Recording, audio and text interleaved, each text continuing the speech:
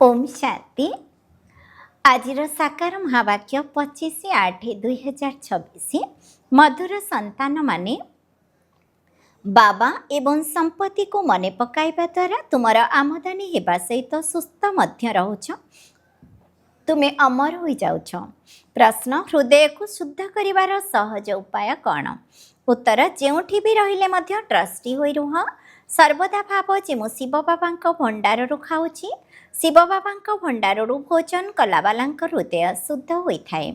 प्रवृत्ति रे रही जदि श्रीमत अनुजाई ट्रस्टी होई रहिबो तेबे ताहा मध्य शिव बाबांकर भंडारा अर्थात रोषेई घर अटे।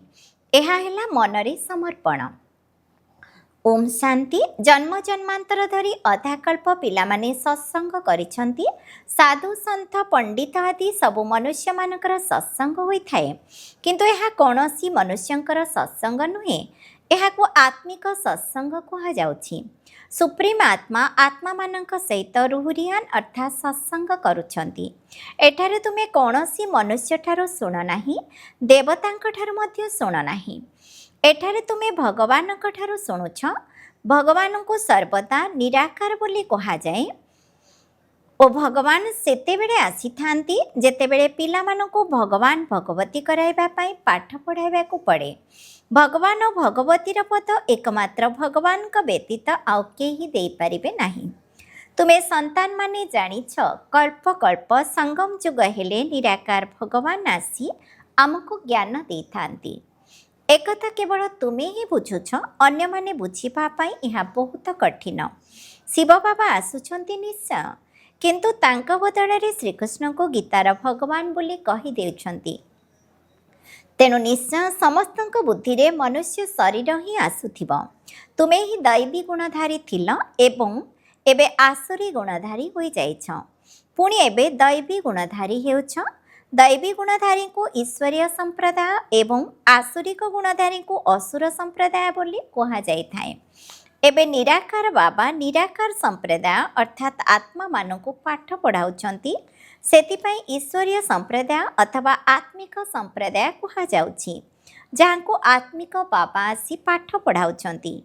एबे तुमे आत्मा अभिमानी हेउछ, आमे आत्मा अटु, बाबा आमको पाठ पढ़ाउछंती, कहउछंती मोते मने पकाइले तुमर विकर्म विनाश हेब। बाबा आत्मा मानक ही पाठ पढ़ाउछंती, से ही नॉलेजफुल अटंती और ऋषि मुनि आदि तो समस्ते नेति नेति कहउछंती, अर्थात आमे आत्मा को जानी नाहु। ज्ञानर सागर सम्मुख को न आसिले ज्ञान किपरि बुझाइबे, एहा भल भाबरे बुझिबार कथा। आमको कौनसी मनुष्य पाठ पढ़ाउ नाहंती, आमको बाबा पढ़ाउछंती। से अविनाशी पिता निराकार अटंती। एकथा मध्य पिलामानंकु बुझा जाइछि, साकार और निराकार दुई जण पिता प्रत्येकंकर अछंती, जणे आत्मार आउ जणे शरीरर। आत्मिक बाबा ही आसी आत्मा मानकु पावन कराउछंती। तुमे जानिछ जे आमे पावन थिलु, पतित हेलु, पुणी पतितरु पावन किपरि हेउछु। चित्र मध्य सम्मुखरे रहिछि।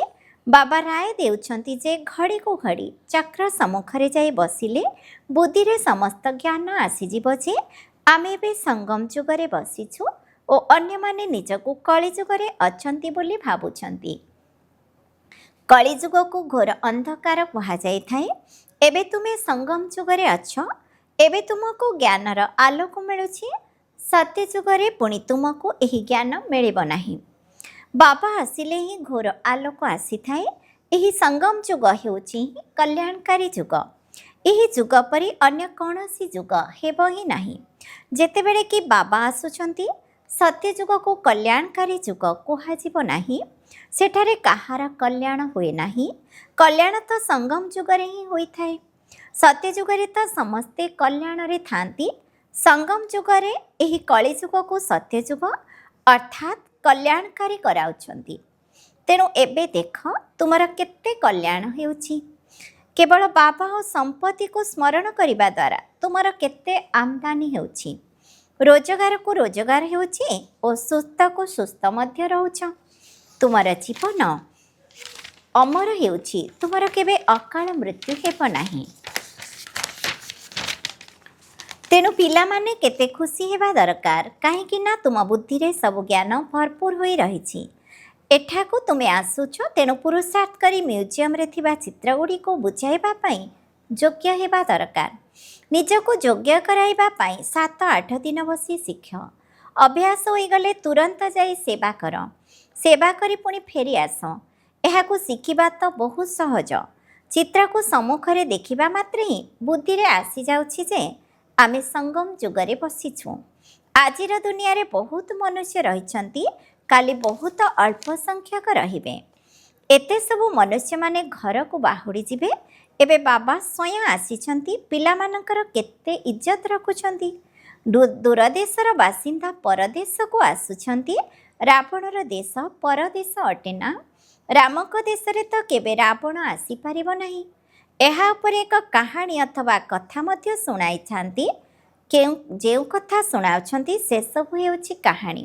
ନା କାହାଣୀରେ କୌଣସି ସାରମର୍ମ ଅଛି ନା ଉପନ୍ୟାସରେ। ଉପନ୍ୟାସ ବି କେତେ ଢେର ବିକ୍ରି ହେଉଛି। କେବଳ ନଭେଲ୍ସ ଅର୍ଥାତ୍ ଉପନ୍ୟାସ ବିକ୍ରି କରି ଲକ୍ଷପତି ହୋଇଯାଉଛନ୍ତି। ଏବେ ତୁମ ପିଲାମାନଙ୍କର ପାଳନା ବାବାଙ୍କ ହାତରେ ହେଉଛି। ବାସ୍ ତୁମ ସହିତ ଖାଇବୁ ଅର୍ଥାତ୍ ତୁମ ଭଣ୍ଡାରରୁ ଖାଇବୁ। ତୁମର ସମସ୍ତ ପାଳନା ତ ଏହିଠାରେ ହିଁ ହେଉଛି। ଯେଉଁମାନେ ସମର୍ପଣ ହୋଇଛନ୍ତି ତାଙ୍କର ପାଳନା ତ ହେଉଛି। କିନ୍ତୁ ଯିଏ ମନରେ ବି ଭାବୁଛନ୍ତି ଯେ ଏସବୁ କିଛି ଈଶ୍ୱରଙ୍କର ଅର୍ଥାତ୍ ବାବାଙ୍କର, ମୁଁ ନିମିତ୍ତ, ମୁଁ ଶ୍ରୀମତରେ ଚାଲି ଖର୍ଚ୍ଚ ଆଦି କରୁଛି, ଏହିପରି ଯିଏ ଭାବୁଛନ୍ତି ସେ ମଧ୍ୟ ଶିବ ବାବାଙ୍କ ଭଣ୍ଡାରରୁ ଖାଉଛନ୍ତି। ଶିବ ବାବାଙ୍କ ଭଣ୍ଡାରରୁ ଖାଇବା ଦ୍ୱାରା ହୃଦୟ ଶୁଦ୍ଧ ହୋଇଥାଏ। ଏପରି ନୁହେଁ ଯେ ସିଏ ଶିବ ବାବାଙ୍କ ଭଣ୍ଡାରରୁ ଖାଉନାହାନ୍ତି। ବାବାଙ୍କ ନିର୍ଦ୍ଦେଶରେ ଚାଲୁଥିବା ପିଲାମାନେ ମଧ୍ୟ ଯେପରି ବାବାଙ୍କ ଭଣ୍ଡାରରୁ ହିଁ ଖାଉଛନ୍ତି। ଯେଉଁ ଭଣ୍ଡାରରୁ ଖାଇଲେ ସେ ଭଣ୍ଡାର ଭରପୁର, କାଳକଣ୍ଟକ ଦୂର। ଏହାପରେ ତୁମର କେବେ ବି ଅକାଳ ମୃତ୍ୟୁ ହେବ ନାହିଁ। ବର୍ତ୍ତମାନ ହିଁ ଶିବ ବାବା ଆସୁଛନ୍ତି, ତାଙ୍କର ମହିମା ବି ଗାନ କରାଯାଉଛି। ଶିବ ଜୟନ୍ତୀ ମଧ୍ୟ ପାଳନ କରୁଛନ୍ତି, କିନ୍ତୁ ତାଙ୍କର ଭଣ୍ଡାରା କିପରି ହୋଇଥାଏ ଏକଥା କେହି ବି ଜାଣିନାହାନ୍ତି। ବାବା ମଧ୍ୟ ପ୍ରତ୍ୟକ୍ଷରେ ଆସୁଛନ୍ତି ନା? ଯେଉଁ ସନ୍ତାନମାନେ ବି ଆସୁଛନ୍ତି ତାଙ୍କୁ ଶିବ ବାବାଙ୍କ ଭଣ୍ଡାରରୁ ଖାଦ୍ୟ ମିଳୁଛି। ଆଚ୍ଛା, ପୁରୁଷମାନେ ଯଦି ସମର୍ପଣ ହେଲେ ତ ଠିକ୍ ଅଛି।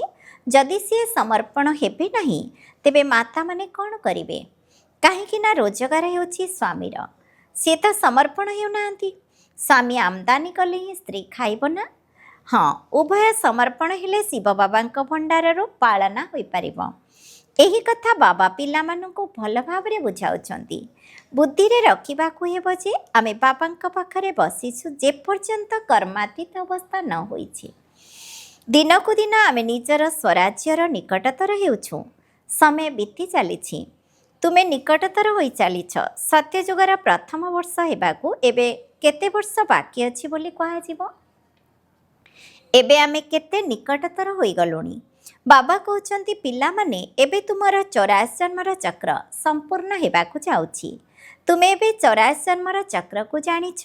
ଚକ୍ରକୁ ଦେଖିବା ମାତ୍ରେ ହିଁ କହିବ ଯେ ଏବେ ଆମେ ସଙ୍ଗମ ଯୁଗରେ ଅଛୁ। ଏପଟେ କଳିଯୁଗ, ସେପଟେ ସତ୍ୟଯୁଗ। କାଲି ଆମେ ନିଜ ସୁଖଧାମରେ ଥିବା ଏକଥା ଦୁନିଆ ଜାଣିନାହିଁ। ସେମାନେ ଅତି ଘୋର ଅନ୍ଧକାରରେ ଅଛନ୍ତି। ତୁମ ସନ୍ତାନମାନଙ୍କୁ ବହୁତ ଖୁସି ହେବା ଦରକାର। ଅବିନାଶୀ ବାବାଙ୍କ ଠାରୁ ଆମେ 21 ଜନ୍ମ ପାଇଁ ରୋଜଗାର କରୁଛୁ। ସର୍ବଦା ସୁଖର ସମ୍ପତ୍ତି ପାଉଛୁ, ଏହି ଖୁସି ରହୁଛି। ସ୍ୱର୍ଗବାସୀ ହେବା ଏହା ତୁମର ଭାଗ୍ୟରେ ହିଁ ଅଛି। ସ୍ୱର୍ଗ ଏକ ଆଶ୍ଚର୍ଯ୍ୟଜନକ ଜିନିଷ। ଯେପରି 7ଟି ସପ୍ତାଶ୍ଚର୍ଯ୍ୟ ଦେଖାଇଥାନ୍ତି ନା, ଏହା ତ ସବୁଠାରୁ ବଡ଼ ଆଶ୍ଚର୍ଯ୍ୟ। ଏହି ଆଶ୍ଚର୍ଯ୍ୟଜନକ ସ୍ୱର୍ଗର ଚିତ୍ର ମଧ୍ୟ ରହିଛି। ଏହି ଲକ୍ଷ୍ମୀ ନାରାୟଣ ସ୍ୱର୍ଗର ମାଲିକ ଥିଲେ। ଏଥିପାଇଁ ବାବା ଲେଖିଥିଲେ, ଉପରେ ସୂର୍ଯ୍ୟବଂଶୀ ଓ ତଳେ ଚନ୍ଦ୍ରବଂଶୀଙ୍କର ଲେଖିଲେ ଅଧାକଳ୍ପ ପୁରା ହୋଇଯିବ। ସୂର୍ଯ୍ୟବଂଶୀ, ଚନ୍ଦ୍ରବଂଶୀ ପ୍ରତ୍ୟେକ 1250 ବର୍ଷ। ତେବେ ତ ପୁଣି ଲକ୍ଷ ଲକ୍ଷ ବର୍ଷର କଥା ହିଁ ଉଡ଼ିଯିବ। ସେଠାରେ ଅର୍ଥାତ୍ ଦୁନିଆରେ ବାହୁବଳରେ କେତେ ଖର୍ଚ୍ଚ ହେଉଛି, ଏଠାରେ ଆରମ୍ଭରୁ ଶେଷ ପର୍ଯ୍ୟନ୍ତ କିଛି ହେଲେ ଖର୍ଚ୍ଚ ହେଉନାହିଁ। ଏହା ହେଉଛି ବାବା ଓ ପିଲାମାନଙ୍କ ମଧ୍ୟରେ ସମ୍ବନ୍ଧର ହିସାବ। ଖର୍ଚ୍ଚର କଥା ହିଁ ନାହିଁ। ଏଠାରେ ପିଲାମାନେ ଆସି ସତେଜ ହୁଅନ୍ତୁ, ସେଥିପାଇଁ ଘର ଆଦି ତିଆରି କରୁଛନ୍ତି। ଏହା ପିଲାମାନଙ୍କର ହିଁ ପଇସା। ପୁଣି ଏହି କଳିଯୁଗରେ ଅନେକ ଦିନ ବିତିଗଲାଣି, ବାକି ଅଳ୍ପ ଦିନ ରହିଛି, ଖର୍ଚ୍ଚ କିଛି ହେଲେ ବି ନାହିଁ। ତୁମେ ବିନା କଉଡ଼ି ଖର୍ଚ୍ଚରେ ଜୀବନ ମୁକ୍ତି ପାଉଛ, ଏଥିରେ କେବଳ ମେହନତର କଥା ରହିଛି। ଭଗବାନଙ୍କୁ ତ ସବୁ ଭକ୍ତମାନେ ସ୍ମରଣ କରୁଛନ୍ତି, କିନ୍ତୁ ଏକଥା ଜାଣିନାହାନ୍ତି ଯେ ଭଗବାନ କିଏ। ଭଗବାନଙ୍କୁ ନ ଜାଣିବା କାରଣରୁ ବହୁତଙ୍କୁ ଭଗବାନ ବୋଲି ମାନି ନେଉଛନ୍ତି। ଏବେ ତୁମ ସନ୍ତାନମାନଙ୍କୁ ସତ୍ୟ ବାବାଙ୍କର ପରିଚୟ ଦେବାକୁ ହେବ। ପିଲାମାନଙ୍କର ଅସରନ୍ତି ଖୁସି ରହିବା ଦରକାର। ବେହଦର ବାବା ଆମକୁ ସ୍ୱର୍ଗର ମାଲିକ କରିବା ପାଇଁ ପାଠ ପଢ଼ାଉଛନ୍ତି। ବାବା ଆସି ସ୍ୱର୍ଗର ସ୍ଥାପନା ଓ ନର୍କର ବିନାଶ କରାଉଛନ୍ତି। ସେଥିପାଇଁ ମହାଭାରତ ଲଢ଼େଇ ମଧ୍ୟ ସାଥିରେ ରହିଛି। ପ୍ରତ୍ୟେକ 5000 ବର୍ଷରେ ଥରେ ଏହି ଚକ୍ର ଘୁରୁଛି। ବାବା ମଧ୍ୟ କଳ୍ପ କଳ୍ପ ପ୍ରତ୍ୟେକ କଳ୍ପର ସଙ୍ଗମ ଯୁଗରେ ଆସୁଛନ୍ତି। ଗୀତାରେ ସେମାନେ ପୁଣି ଯୁଗେ ଯୁଗେ ଲେଖିଦେଇଛନ୍ତି। ସେଥିରେ ପୁଣି 5ଟି ଯୁଗ ରହିଛି। ତେବେ 5 ଥର ଆସିବେ। ପୁଣି 24 ଅବତାର, ଅମୁକ ଅବତାର କାହିଁକି ଲେଖିଛନ୍ତି? ମନୁଷ୍ୟମାନେ କେତେ ଯଜ୍ଞ, ତପ, ତୀର୍ଥ ଆଦି କରୁଛନ୍ତି। ଭାବୁଛନ୍ତି ଏସବୁ ଭଗବାନଙ୍କ ସହିତ ମିଶିବାର ରାସ୍ତା। କିନ୍ତୁ ଭଗବାନଙ୍କ ପାଖକୁ ତ କେହି ହେଲେ ବି ଯାଇପାରିବେ ନାହିଁ। ଅଧା କଳ୍ପ କେତେ ମୁଣ୍ଡ ପିଟୁଛନ୍ତି। କଳ୍ପ କଳ୍ପାନ୍ତର ଚକ୍ର ଲଗାଇଲେ, ଏସବୁ କଲେ, ତଥାପି ବି ବାବା ମିଳିଲେ ନାହିଁ। ଏବେ ବାବା ତୁମ ସନ୍ତାନମାନଙ୍କର କେତେ ନିକଟରେ ଅଛନ୍ତି। ତୁମ ସହିତ କଥା ହୋଇ ତୁମକୁ ବୁଝାଉଛନ୍ତି। ତୁମେ ଜାଣିଛ ଯେ କଳ୍ପ କଳ୍ପ ଆମେ ଏହିପରି ମିଶୁଛୁ। ଯାହା କିଛି ବିତିଗଲା ପୁଣି କଳ୍ପ କଳ୍ପ ହେବ। ଏହି ଦାଦା ପୁଣି ଅଳଙ୍କାର ବ୍ୟବସାୟୀ ହେବେ। ତାଙ୍କ ମଧ୍ୟରେ ବାବା ପୁଣି ପ୍ରବେଶ କରିବେ। ସେହି ସନ୍ତାନମାନେ ଆସି ପୁନର୍ବାର ବାବାଙ୍କର ହେବେ ଓ ପୁନର୍ବାର ସ୍ୱର୍ଗର ସମ୍ପତ୍ତି ନେବେ। ବାବାଙ୍କର ତୁମ ପିଲାମାନଙ୍କ ସହିତ ଏହି ଅନାଦି ଅବିନାଶୀ ଅଭିନୟ କଳ୍ପ କଳ୍ପ ଏହିପରି ପୁନରାବୃତ୍ତି ହୋଇ ଚାଲିଛି। ଆଚ୍ଛା, ମିଠା ମିଠା ଶିଖିଲ ଦି ସନ୍ତାନମାନଙ୍କ ପ୍ରତି ମାତା ପିତା ବାପଦାଦାଙ୍କର ମଧୁର ସ୍ନେହଭରା ସ୍ମୃତି ଓ ସୁପ୍ରଭାତ। ଆତ୍ମିକ ପିତାଙ୍କର ଆତ୍ମିକ ସନ୍ତାନମାନଙ୍କୁ ନମସ୍ତେ। ଆମ ଆତ୍ମିକ ସନ୍ତାନମାନଙ୍କର ମଧ୍ୟ ଆତ୍ମିକ ପିତାଙ୍କୁ ନମସ୍ତେ ନମସ୍ତେ ନମସ୍ତେ। ଧାରଣା ପାଇଁ ମୁଖ୍ୟ ସାରାଂଶ 1 ନମ୍ବର, ଏହା ହେଉଛି କଲ୍ୟାଣକାରୀ ସଙ୍ଗମ ଯୁଗ। ଏଥିରେ ପ୍ରତ୍ୟେକ କଥାରେ କଲ୍ୟାଣ ରହିଛି। ଆମଦାନୀ ହିଁ ଆମଦାନୀ ହେଉଛି। ତେଣୁ ବାବା ଏବଂ ସମ୍ପତ୍ତିକୁ ମନେ ପକାଇ 21 ଜନ୍ମ ପାଇଁ ଜୀବନକୁ ଅମର କରିବାକୁ ହେବ।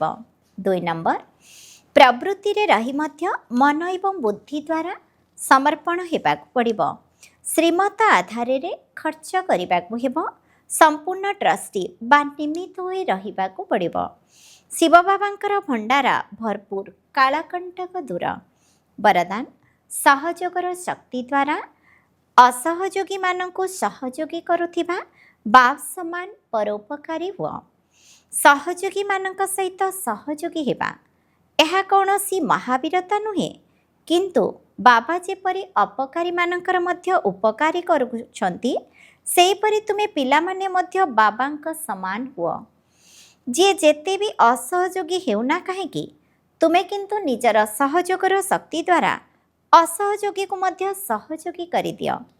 ଏଭଳି ଭାବ ନାହିଁ ଯେ ଏହି କାରଣରୁ ଇଏ ଆଗକୁ ବଢ଼ିପାରୁନାହିଁ। ଦୁର୍ବଳକୁ ଦୁର୍ବଳ ମନେକରି ଛାଡ଼ି ଦିଅ ନାହିଁ, କିନ୍ତୁ ତାକୁ ବଳ ଦେଇ ବଳବାନ କର। ଏହି କଥା ଉପରେ ଯଦି ବିଶେଷ ଧ୍ୟାନ ଦେବ, ତେବେ ସେବାର ଯୋଜନା ରୂପକ ଗହଣା ଉପରେ ହୀରା ଚମକିବାକୁ ଲାଗିବ, ଅର୍ଥାତ୍ ସହଜରେ ପ୍ରତ୍ୟକ୍ଷତା ହୋଇଯିବ। ସ୍ଲୋଗାନ, କ୍ରୋଧର କାରଣ ହେଲା ବ୍ୟର୍ଥ ବା ଈର୍ଷା। ଏହା ହିଁ ଚିଡ଼ଚିଡ଼ାପଣିଆର ମୂଳ ମଞ୍ଜି ଅଟେ। ପ୍ରଥମେ ଏହାକୁ ସମାପ୍ତ କର। ଅବ୍ୟକ୍ତ ଇଶାରା, ଅପବିତ୍ରତାର ବୀଜକୁ ମଧ୍ୟ ସମାପ୍ତ କରି ସମ୍ପୂର୍ଣ୍ଣ ସ୍ୱଚ୍ଛ ଅର୍ଥାତ୍ ପବିତ୍ର ହୁଅ। ପବିତ୍ରତା ହେଲା ମୂଳଦୁଆ ଏବଂ ମୂଳଦୁଆ ରୂପରେ ବ୍ରହ୍ମଚର୍ଯ୍ୟ ବ୍ରତକୁ ଧାରଣ କରିବା ମଧ୍ୟ ସାଧାରଣ କଥା ଅଟେ। କିନ୍ତୁ ଏବେ ଯେହେତୁ ଆଗକୁ ବଢ଼ି ସାରିଲଣି, ତେଣୁ ଏବେ ଆଉ ପିଲାଦିନର ସ୍ଥିତି ଚଳିବ ନାହିଁ। ଏବେ ତ ତୁମକୁ ବାନପ୍ରସ୍ଥ ସ୍ଥିତିକୁ ଯିବାକୁ ହେବ। ମୁଁ ବ୍ରହ୍ମଚାରୀ ତ ରହୁଛି, ପବିତ୍ରତା ନିଶ୍ଚିତ ଅଛି। କେବଳ ଏତିକିରେ ଖୁସି ହୋଇଯାଅ ନାହିଁ। ମୂଳ ଆଧାର ହେଲା ନିଜର ସଂକଳ୍ପକୁ ଶୁଦ୍ଧ କର, ଜ୍ଞାନ ସ୍ୱରୂପର କର, ଶକ୍ତି ସ୍ୱରୂପ କର। ସମ୍ପୂର୍ଣ୍ଣତାକୁ ପ୍ରାପ୍ତ କରିବା ପାଇଁ ଦାଦି ପ୍ରକାଶମଣିଜୀଙ୍କ ଗୁପ୍ତ ପୁରୁଷାର୍ଥ 19ତମ ସ୍ମୃତି ପୁଣ୍ୟ ସ୍ମୃତି ଦିବସ ଅବସରରେ ବିଶେଷ ଧାରଣା। एक नंबर दादीजी समस्त दायित्व पालन करी मध्य लक्ष्य रखुथिले जे मु सर्वगुणरे समस्त कलारे एवं निर्विकारितारे मध्य संपन्न होई संपूर्णतार उच्च स्तर को प्राप्त करिबी। 2 नंबर दादीजी मन वचन एवं कर्म रे डबल अहिंसक होई समस्त को सुख देले एवं सुख नेले। मनरे मध्य कौनसी आत्मा को ना दुख देले ना दुख नेले। 3 नंबर दादीजी सर्वदा एकमात्र बाबांकर आकर्षण रे रहुथिले। कौनसी पुराना वस्तु व्यक्ति किंबा पदार्थ तांको आकर्षित करि पारि नथिला। सदा एक बाबांक स्मृति रे रही निजर सूक्ष्म वृत्ति को मध्य एकाग्र कले। 4 नंबर सदा साखी पणियार स्थिति रे रही साथींक संगरे अनुभव कले। तांक दृष्टि वृत्ति रे आत्मिकता एवं अलौकिकता थिला। तांक संस्कार रे एते राजकीय मर्यादा थिला जहाँकि काहारी प्रभाव रे से आसु नथिले। 5 नंबर से केबे काहारी अवगुण को मन रे रखु नथिले ना काहारी अवगुण को ध्यान देउथिले। सदा परचिंतन परदर्शन एवं परमतर मुक्त रही स्वचिंतन रे रहुथिले। 6 नंबर दादीजी ब्रह्मांक परिसत्ता निर्माण रहुथिले। निराकार एवं निरहंकारी स्थिति रे रहिबार अभ्यास करुथिले। सदा निजको सेवाधारी भाबुथिले। केबे भी निजर महिमा स्वीकार करू नथिले। केही निंदा कले व्यतिव्यस्त हेउ नथिले एवं प्रशंसारे खुशी हेउ नथिले। सब परिस्थिति रे निजर स्थिति को समान रखुथिले। 7 नंबर बापदादांक ठारू मिलिथिबा दिव्य बुद्धिर उपहार को संभाली रखुथिले। सदा समर्थ संकल्प करुथिले। प्रत्येक कर्म श्रीमत अनुसार करुथिले। सेतिरे टिके भी मनमत किंबा परमतर मिश्रण नथिला। दिव्य बुद्धिर आधारर प्रत्येक संकल्प वाणी और कर्म करिबार लक्ष्य रखी संपूर्णता को प्राप्त कले। 8 नंबर सदा एक बल एक भरोसा एवं एक बाबांक सहित सर्वसंबंध रखुथिले। कौनसी पक्षरे भी आकर्षित हेउ नथिले। सर्वदा भाई भाईर भावनारे समस्त को देखुथिले एवं दया भावर गुण को धारण करी दुर्बल आत्मा मानक बल देउथिले। अपकारी मानक उपरे मध्य उपकार करुथिले। 9 नंबर प्रत्येक छोट बड़ परिस्थितिर स्मृति रे रही अतिक्रम करुथिले। कौनसी दृश्य को देखी काहींकी कौन प्रश्न रे न जाई सदा साक्षी भाव धारण करी हर्षित रहुथिले। 10 नंबर तांकर प्रत्येक कथारे राजकीय गरिमा प्रकाश पाउथिला। तांकर कौनसी कथा साधारण नथिला। तांक मुखर सेही कथा बाहरुथिला जहा हेबाकु थिला। एपरि सिद्ध स्वरूप आत्मा का संकल्प मध्य सिद्ध हेउथिबा कारणरू से सहजरे संपूर्णता को प्राप्त करिथिले। ओम शांति।